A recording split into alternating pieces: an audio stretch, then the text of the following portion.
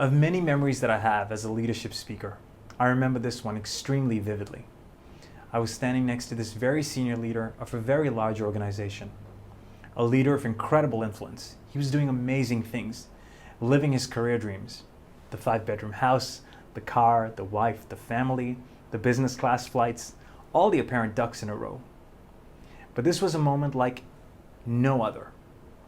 In fact, not much prepares you for a moment like this. I stood with him, my hand on his shoulder, and he had begun to cry. Real tears rolling off his cheek and onto the floor. I tried to imagine, was this a physical pain?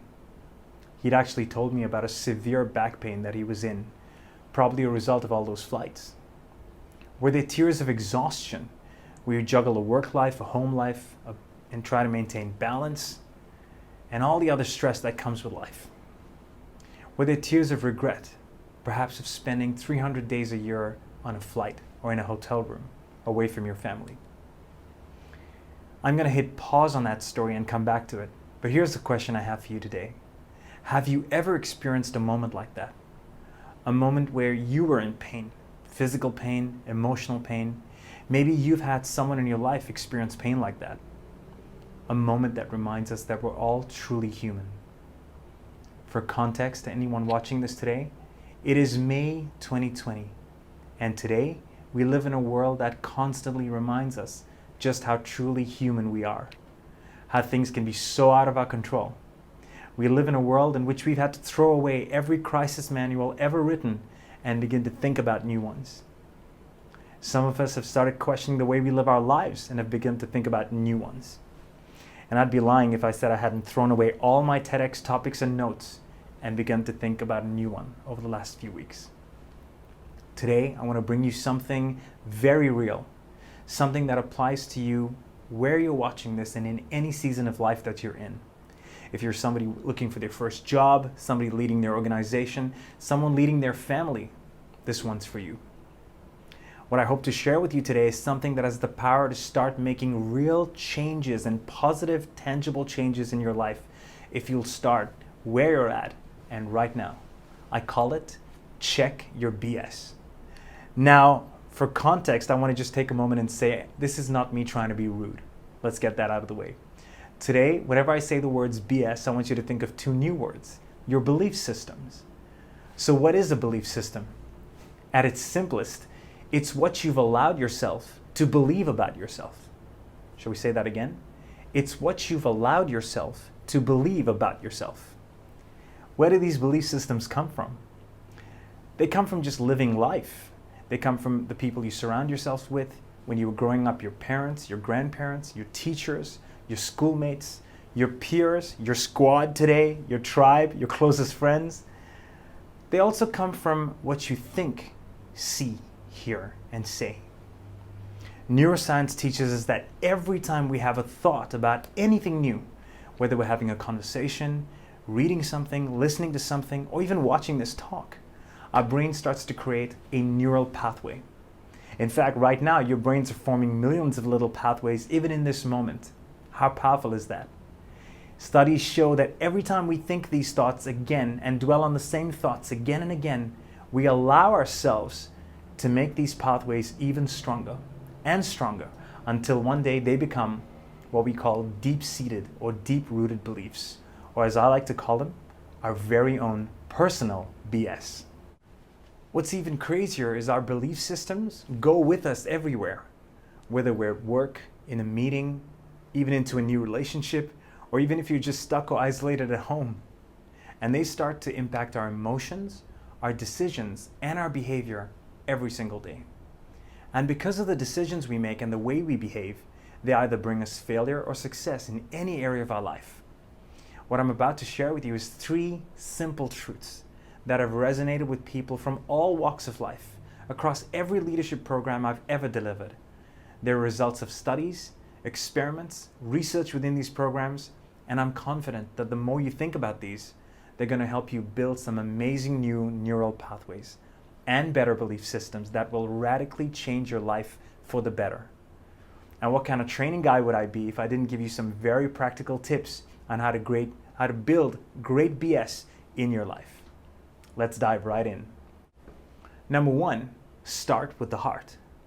Every leadership program we've ever run starts with self.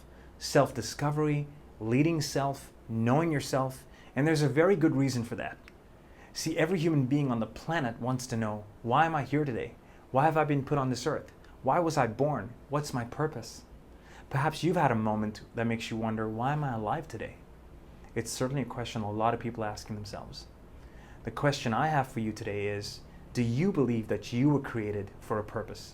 That you were born a champion? See, when I talk like that in a training room, 90% of the time that's met with an eye roll. In fact, I wonder if you rolled your eyes at me just now. Maybe a little hint to your BS. Let me plant a new neural pathway for you today.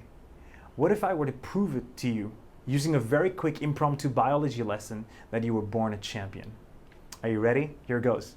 Every single one of you watching this ran a race before you were even born. In fact, there were hundreds of others competing in this race. And not only did you win, you were the only survivor. I'm not going to repeat that, but I want you to do a little biology check, or maybe call mom if you need to, or Google it, right? See, most people, even young men and women I train today, have allowed themselves to forget this foundational, powerful belief. You were born a champion. You were born a survivor. You were born a winner. I promise you some very practical tips from a training room, so here goes. If you ever want more proof that you were created a winner, with a set of special gifts and abilities that make you uniquely you, go take a StrengthsFinder assessment. There are many, many different assessments in the world today. And out of all of them, a strengths-based assessment is an awesome one to help you reset your BS. Not only does it reveal to you your top strengths, it reveals a very powerful fact. Research from these assessments tells us that the strengths we're born with, hear me out, the strengths we're born with or created with are so unique to you that the odds of finding someone else on the planet with the same strengths as you are 1 in 33 million. I like those odds. So not only are you born a champion, you were given a set of unique strengths, gifts, and abilities to make a real impact in this world. So get up and check your BS and check your belief systems. Number two, the focus and the feed.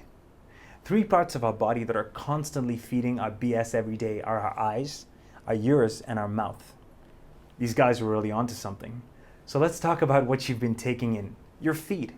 Whose feed have you been following? What was the last book you read? And did it speak to you, the unique you, the one with unique gifts and abilities? See, I truly believe that not all books are written to benefit you. How could they be? You've been created with your own unique strengths, gifts, and abilities to fulfill your own purpose. The same goes with a TV show or inspirational talks that we feed ourselves with. How do you decide what's right for you to watch? See, our emotions are great little indicators for us to feeding ourselves with the right content that fuels our BS. I have this golden rule, and you've heard of this extremely potent and valid emotion added into our dictionaries recently, right? FOMO. Well, today I want to introduce you to a new one. It's real. It's FOLO. #FOLO. The fear of living once.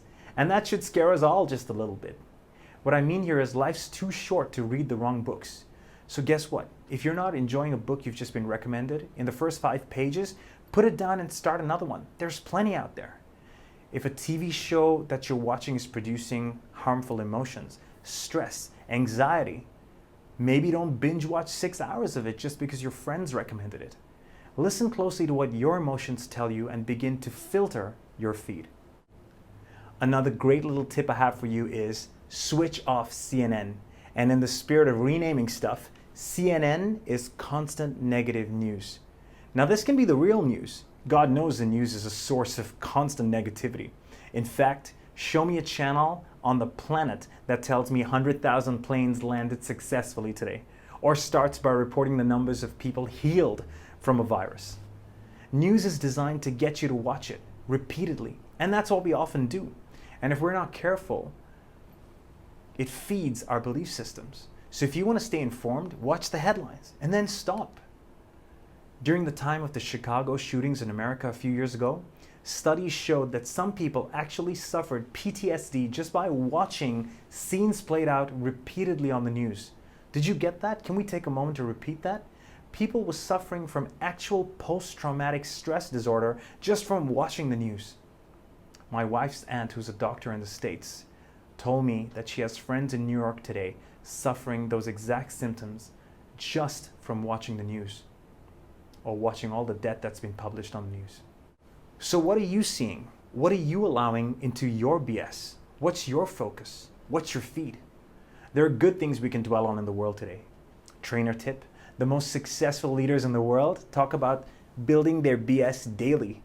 20 minutes to 45 minutes a day, feeding on good things, podcasts, YouTube videos, but content that makes them smile, makes them laugh.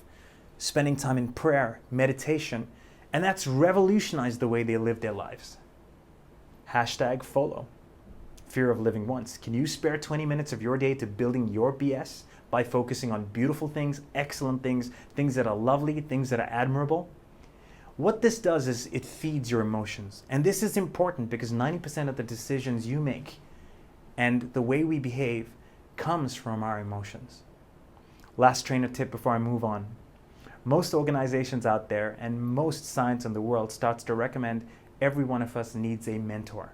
Here's a new one to feed your BS.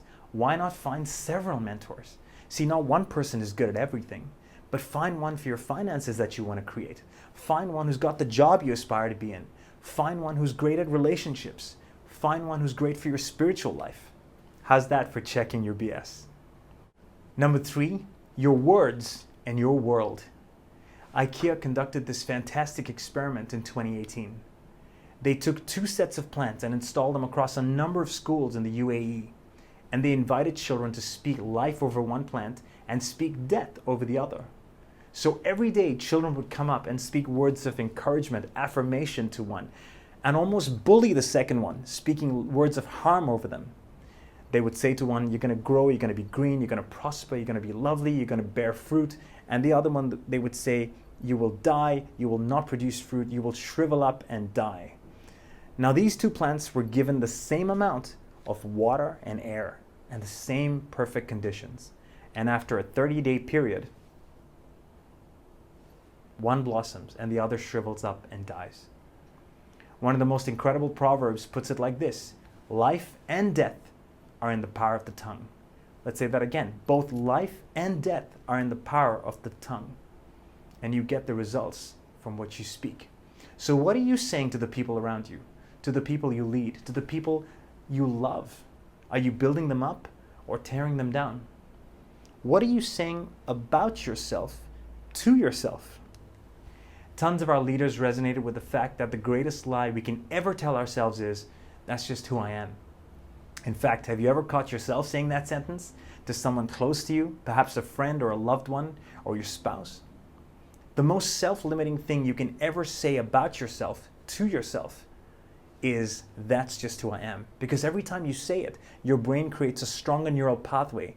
And out of that pathway comes emotions, decisions, and behavior about ever getting better in life. Saying that's just who I am makes your brain create new BS, that there's no reason to get better. And it starts to build resistance to learning or growing or success. In other words, you just stopped yourself from being a better leader, a better father, a better friend, a better spouse, a better mom, just by saying these words.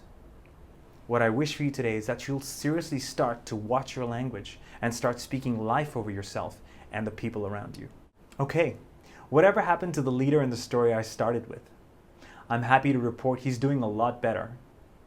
In that moment, I reached out into a core belief system of my own, and I said a prayer for him.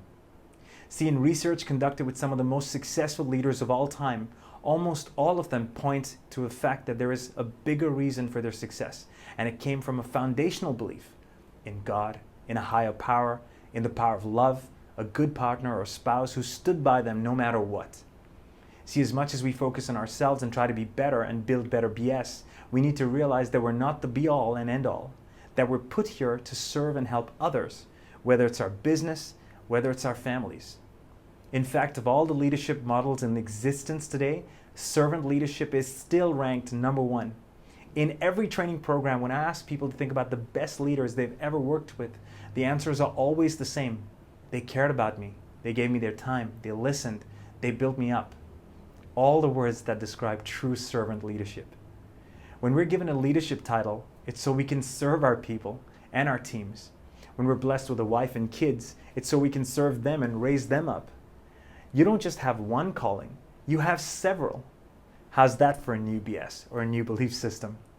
Just remember, you can't be of help unless you feed yourself first. It's like the flight attendant who at the beginning of every briefing says, in the event of an emergency, masks will drop from the ceiling. Just remember to put yours on first so you can save others around you. Start with your heart, check your focus and your feed, change your words and your world, and you just might end up becoming your BS, your best self. Thank you and God bless you.